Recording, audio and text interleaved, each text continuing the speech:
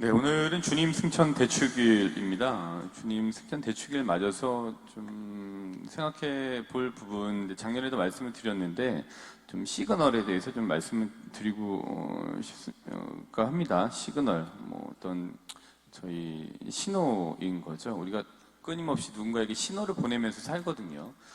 예를 들면은 명품을 좋아하시는 분들이 계실 거예요. 그리고 이제 명품을 이렇게 많이 이렇게 하고 다니시는 분들. 근데 이제 뭐 그거는 뭐 각자의 경제적인 상황에 따라서 명품을 뭐 충분히 하시면 되는 건데, 근데 이제 명품이라고 하는 서비스의 본질은 이런 데 있는 것 같아요.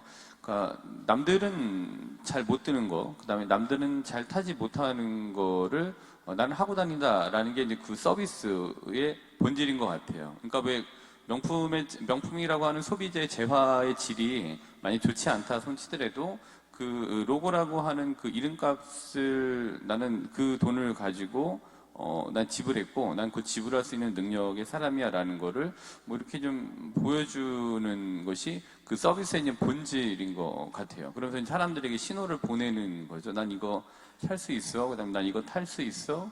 난 이거 멜 수 있어. 뭐 기타 등등의 이제 신호들을 그 명품이 이렇게 보내는 것 같아요. 명품 하실 수 있으면 능력 있으시면 하시면 됩니다. 그래서 이게 그런 시그널을 주는 것 같고. 그래서 왜 아프리카에서도 이런 게 있어요. 사자가 이제 사냥을 할 때, 뭐 맹수들이 사냥을 할 때 이제 가젤을 사냥을 할 경우에는 가젤이 그 도망가지 않고 자리에서 굉장히 높이 점핑을 많이 이렇게 합니다. 이 시그널은 뭐냐면은 너 나 잡아볼 수 있으려면 잡아봐. 나는 네가 와도 그거를 내가 벗어날 수 있는 충분한 능력이 있어라는 이제 신호를 이제 계속 보내는 거예요. 그러니까 이제 사자는 그 신호를 보고 저놈은 센 놈이구나 안 되겠는데 약한 놈 없나 하고 약한 놈이 보내는 신호를 보고 이제 약한 놈을 이제 그중에 잡아먹게 되는 경우가 있죠. 그런 게 있고.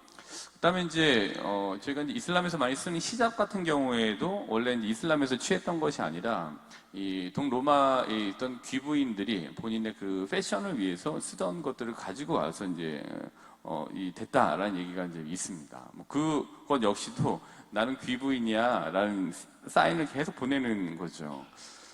그리고 뭐또 태국 같은 경우에 고산족, 카렌족 같은 경우에도 이 목이 길수록 예쁘다고 이제 아름다움의 이 상징이 되니까 안에다 뭐 굴렁쇠 같은 걸 끼고 목을 계속 기다랗게 하잖아요. 근데 이제 굴렁쇠를 빼면은 목이 약해져 있는 상황이기 때문에 굉장히 위험한 상황을 초래할 수 있음에도 불구하고 그게 이제 미의 상징이니까 나는 예쁜 사람이야라고 이제 하기 위해서 사인을 그걸 통해서 계속 이제 주는 겁니다. 이거의 또 본질은 또 이런 거예요. 히잡도 그렇고 아니 베일도 그렇고 굴렁쇠도 그렇고 그 본질은 나는 어려운 일을 하지 않아도 되는 조금 지체 높은 사람이야 라고 또 나는 예쁜 사람이야 라는 거를 계속해서 신호를 주게 되는 겁니다. 그 신호를 보고 저 사람은 저런 사람이었구나 라는 거를 이제 가늠하게 되죠. 오늘 주님 승천 대축일입니다. 승천이 주는 신호는 이런 것 같아요. 승천 자체가 물리적으로 정말 이렇게 하늘로 올라가시는 것도 우리에게 중요하지만 그거보다는 그 승천이 우리한테 어떻게 박히느냐가 더 중요한 것 같아요. 승천이라고 하는 신호가 우리에게 어떠한 것들을 주느냐라는 거를 갖는 게 중요하죠. 그래서 내적인 성전이 중요하다. 물론 외적인 성전의 화려함도 좋지만 내 스스로 어떤 내적인 강건함, 내적인 견고함을 가지기 위해서 노력하느냐 그거를 위해서 이렇게 있어야 된다라고. 그리고 그 승천이 마음에 박혀야지 물리적으로 내가 다시 그렇게 되는 거를 기대하지 말아라 라는 거를 승천 자체가 또 얘기해 주는 것 같아요. 내적인 거를 잘 갖춰야 되는 거죠. 오늘은 승천은 그런 이제 신호에 대한 거를 우리에게 주는 것 같아요. 그래서 우리 모두가 각자가 신호를 주시고 있습니다. 저 역시도 신자분들에게 신호를 드리곤 합니다. 그리고 신자분들도 저한테 어떤 시그널들을 주세요. 그래서 이제 몇 번 말씀드렸습니다만은 처음에 본당에 갔을 때 가장 조심해야 될 사람은 어떤 시그널을 보내는 사람이냐면은 시부님 저를 믿으세요. 그리고 제가 다 들어드릴 테니까 걱정하지 마세요. 그리고 이런 문제 있으면 저한테 와서 말씀하시면 됩니다라고 한 시그널을 주는 사람을 가장 조심해야 됩니다. 왜냐하면 그 사람은 이전에 주인 신부랑 좋지 않은 관계에 있었을 확률이 높아요. 그러니까 그때는 관계가 그렇게 됐으니까 이제 갔거든요.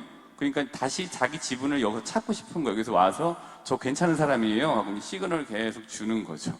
그 시그널에 저도 많이 속았습니다. 근데 이제는 가서 맨 처음에 그렇게 하시는 분들은 경계를 해야 되는 시그널이구나라는 거를 이제 알게 됩니다. 어떤 시그널들이 있게 돼요. 저 역시도 처음에 와갖고서 다 할 수 있는 것처럼 하고 막 제가 다 할 수 있어라고 한 시그널을 드렸다면 저는 잘못한 거죠. 다 못하니까.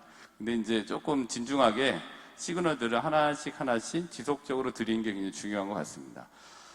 오늘 시그널을 말씀드린 이유는 오늘 또 새로운 예비자분들 오셨는데 저희가 어떤 시그널을 주느냐에 따라서 시그널을 주느냐에 따라서 오늘의 낯섦이 변화될 수가 있어요. 근데 참 뭐 낯서시죠. 이게 뭐 그러시겠습니까? 이게 저도 제가 살면서 제일 낯설었던 시그널을 받았던 거는 신학교에 처음 입학했을 때, 그러니까 처음 신학교에 들어간 그날 2월 25일이 저한테 살면서 가장 낯설었던 순간이었습니다.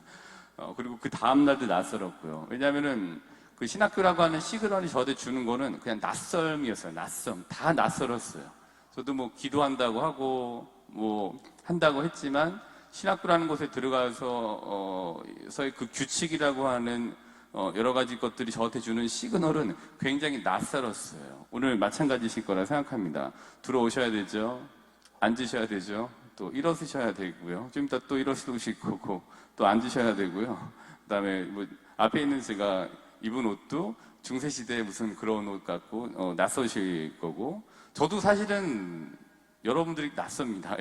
그분들은 어떻게 해야 되나라는 낯섦이 있어요. 근데 그 낯섦은 곧 익숙함으로 바뀌시게 될 겁니다. 그래서 조금 한 2개월 정도, 3개월 정도 잘 참아내시는 그 기간을 좀 가지셨으면 좋겠습니다.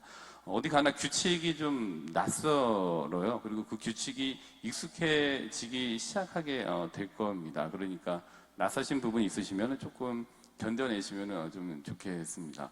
물론 잘 모르겠어요. 좋은 선택이라고 지금 생각하실지 나쁜 선택이라고 생각하실지 모르지만 제 입장에서 또 이 바닥에서 30년 이상 살아온 사람, 30년 정도 살아온 사람으로서는 잘 하신 선택이다라고 자신 있게 말씀드리고 싶습니다. 근데 그러기 위해서는 이 낯설음을 조금 이겨내셔야 되는 게 있습니다. 근데 따지고 보면은 직장에 가시든 학교에 가시든 아니면 어떤 사람을 만나든 간에 낯설음이라고 하는 기간을 이겨내야 그 사람에 대해서 알아가고 익숙해지고 친해질 수 있게 되는 거잖아요. 종교도 마찬가지인 것 같아요. 종교라는 게 내가 살면서 굉장히 낯선 부분이었지만 이제는 내 생활의 한 부분으로 가지고 와서 익숙해지게 하기 위해서 여기 계신 거기 때문에 그러한 어떤 그 조정기간은 반드시 필요하게 됩니다. 그러기에 낯선을 좀 이겨내시면 좋겠다라는 좀 생각을 좀 해봅니다.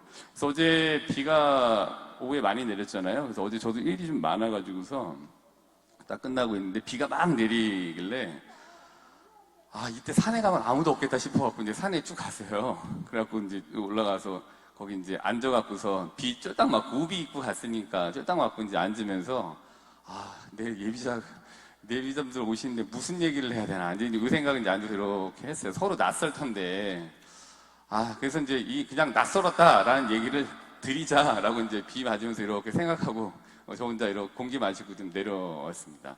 근데 이렇게 얘기하는 순간 저희의 낯설은 조금 덜 낯설게 되셨을 거예요. 이게 계속 좁혀지시게 됐거든요. 그래서 그 부분, 낯섦이라는 부분 좀 잘 이겨내시면 좋겠습니다.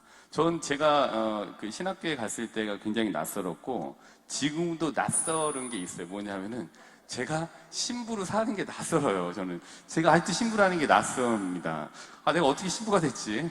왜 됐지? 지금 여기서 왜 살고 있지? 이런 게 계속 낯설어요. 근데 이건 뭐 자격 조건에 자격 운운 할 수도 있지만 하여튼 저는 제가 신부로 사는 게 굉장히 낯섭니다. 저도 이렇게 오래 살았는데도 낯설음에도 불구하고 낯설잖아요. 근데 아마 충분히 낯서실 거라는 생각이 들고 그러나 지금 조금 좁혀졌다. 그래서 조금 더 좁혀지시게 될 거다.